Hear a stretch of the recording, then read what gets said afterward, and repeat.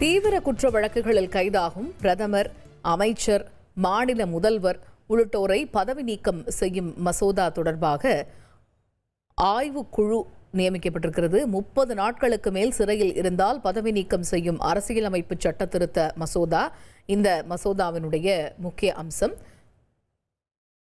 இது பற்றிய கூடுதல் விவரங்களை எமது செய்தியாளர் ரமேஷ்குமார் விவரிக்க கேட்போம். ரமேஷ்குமார், இந்த பிரதமர் தொடங்கி மாநில முதல்வர் வரைக்கும் இந்த உச்ச பதவியில் இருக்கக்கூடியவங்க 30 நாட்களுக்கும் மேலாக சிறையில் இருந்தால் பதவி நீக்கம் செய்யக்கூடிய அந்த மசோதா தொடர்பாக ஆய்வுக்குழு தலைவர் நியமிக்கப்பட்டிருப்பதாக அறிகிறோம். அது பற்றிய முழு விவரங்கள் என்ன?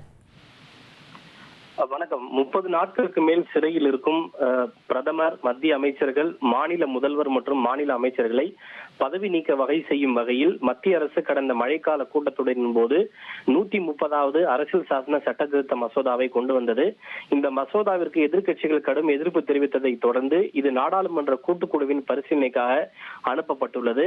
நாடாளுமன்ற குளிர்கால கூட்டத்தொடர் தொடங்குவதற்கு இன்னும் 18 நாட்கள் மட்டுமே இருக்கும் நிலையில் இந்த கூட்டுக்குழு தற்போது அமைக்கப்பட்டுள்ளது. மொத்தம் 31 பேர் கொண்ட கூட்டுக்குழு அமைக்கப்பட்டுள்ளது. இதில் மக்களவையை சேர்ந்த 21 பேரும், மாநிலங்களவையை சேர்ந்த 10 பேரும் இடம்பெற்றிருக்கின்றனர். இந்த கூட்டுக்குழுவின் தலைவராக பாஜக எம்பி அபராஜிதா சாரங்கி செயல்படுவார் என்று தெரிவிக்கப்பட்டிருக்கிறது. மேலும் இந்த கூட்டுக்குழுவின் தலைவர்களாக முன்னாள் மத்திய அமைச்சர் ரவிசங்கர் பிரசாத், அதே போல பாஜக எம்பி பர்த்ருஹரி மகதாப், அனுராக் சிங் தாக்கூர் உள்ளிட்டோர் நியமிக்கப்பட்டிருக்கின்றனர். அதிமுக எம்பி இவர் முன்னாள் மாநில சட்டத்துறை, தமிழக சட்டத்துறை அமைச்சராக பதவி வைத்திருக்கிறார். சி.வி. சண்முகம் அவரும் இந்த குழுவிலே இடம்பெற்றிருக்கிறார்.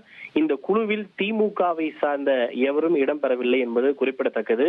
ஏனெனில் இந்த குழுவுக்கு எதிர்ப்பு தெரிவித்து நாங்கள் எங்கள் கட்சியின் பிரதிநிதிகளை அனுப்ப மாட்டோம் என காங்கிரஸ் உள்ளிட்ட எதிர்க்கட்சிகள் தெரிவித்திருந்தன. அந்த எதிர்க்கட்சிகள் தங்களுடைய குழுவை அனுப்பாததால் இந்த குழுவை அமைப்பதில் தொடர்ந்து காலதாமதம் நீடித்து வந்தது. ஆனால் தற்போது குளிர்கால கூட்டத்தொடருக்கு இன்னும் 18 நாட்கள் மட்டுமே இருப்பதால் சில உறுப்பினர்களை மட்டுமே கொண்டு இந்த நாடாளுமன்ற கூட்டுக்குழு அமைக்கப்பட்டுள்ளது. இந்த குழு இந்த மசோதாவை ஆய்வு செய்து எதிர்வரும் குளிர்கால கூட்டத்தொடரின் போது தன்னுடைய முழுமையான அறிக்கையை தாக்கல் செய்யும். அதன் பிறகு எதிர்வரும் கூட்டத்தொடரிலேயே இந்த மசோதா நிறைவேற்றப்படுவதற்கான வாய்ப்புகள் அதிகம் உள்ளது. விரிவான விவரங்களை வழங்கியமைக்கு நன்றி ரமேஷ்.